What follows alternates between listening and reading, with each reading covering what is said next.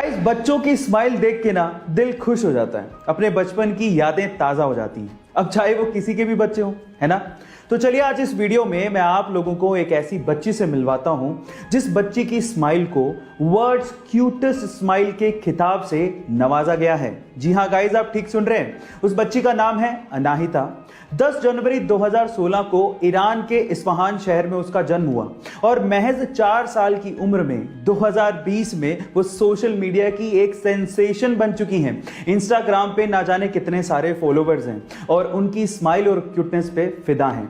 Guys, आपको इस बच्ची की स्माइल देख के कैसा लगा चैट सेक्शन में जरूर लिखिएगा। हमारा देश ही हमारा पहला धर्म है और इस देश की सुरक्षा के लिए हम कुछ भी कर गुजरने को तैयार हैं। इन 2 लाइनों के मायने अगर आपको किसी देश के लोगों से सीखना है तो वो देश है इजराइल। जी हां गाइस, पूरी दुनिया का इजराइल अकेला ऐसा देश है जहां के नागरिकों को, चाहे वो महिलाएं हो या वो पुरुष, अपने पूरे जीवन काल के कम से कम 2 साल देश की सेवा और सुरक्षा के लिए देने ही होते हैं। गाइस, आपका इसके बारे में क्या ख्याल है चैट सेक्शन में जरूर लिखिएगा। और आप लोगों ने महिलाओं को कार तो चलाते देखा होगा, लेकिन क्या आपने किसी महिला को बस या फिर हैवी ट्रक चलाते देखा है? नहीं ना। तो आज इस वीडियो में मैं आप लोगों को मिलवाता हूं पूजा देवी से। गाइस, पूजा देवी जम्मू कश्मीर की पहली महिला बस ड्राइवर हैं और वो ट्रक भी चला लेती हैं। लेकिन ये सफर इतना आसान नहीं था। जब स्टार्टिंग में उन्होंने बस ड्राइव करना शुरू किया था तो किसी महिला को ड्राइवर सीट पे देख के यात्री उतर जाया करते थे और यह कहा करते थे कि ये कहीं बस को ठोक नहीं दे। और ऐसे ही लोगों की सोच को गलत साबित किया पूजा देवी ने और आज ये इतनी फेमस हो गई हैं कि कहीं भी रुकती हैं तो वहां पर लोग गाड़ियां रोक के इनके साथ सेल्फी लेना शुरू कर देते हैं। सो गाइस, महिलाओं के सिर को फक्र से ऊंचा करने वाली ये है पूजा देवी।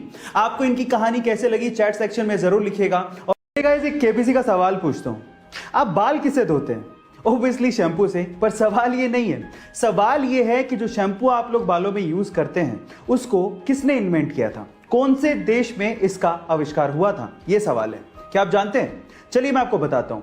शैम्पू का आविष्कार किया गया था हमारे ही देश इंडिया में। जी हां गाइस, और इसके बारे में एक और इंटरेस्टिंग चीज बताता हूं। जब तक शैम्पू इन्वेंट नहीं हुआ था लोग अपने बाल मिट्टी से धोया करते थे। और क्या आपको पता है कि जो शैम्पू वर्ड है वो कहां से आया? वो संस्कृत भाषा के चंपू वर्ड से बनाया गया है। चंपू का मतलब होता है मसाज, है ना इंटरेस्टिंग फैक्ट।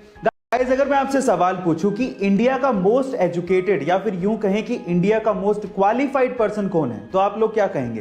क्या आप उनका नाम जानते हैं? चलिए मैं बताता हूं। महाराष्ट्र के श्रीकांत जिचकार जी को इंडिया का मोस्ट क्वालिफाइड पर्सन कहा जाता है। अब ऐसा क्यों? क्योंकि वो आईएएस एंड आईपीएस क्वालिफाइड थे और उसके अलावा डॉक्टर और एडवोकेट जैसी 20 डिग्रियां उन्होंने 42 यूनिवर्सिटी एग्जाम्स देके हासिल की थी। और तो और उन्हें इंडिया का यंगेस्ट एमएलए भी चुना गया था। तब वो महज 26 साल के थे।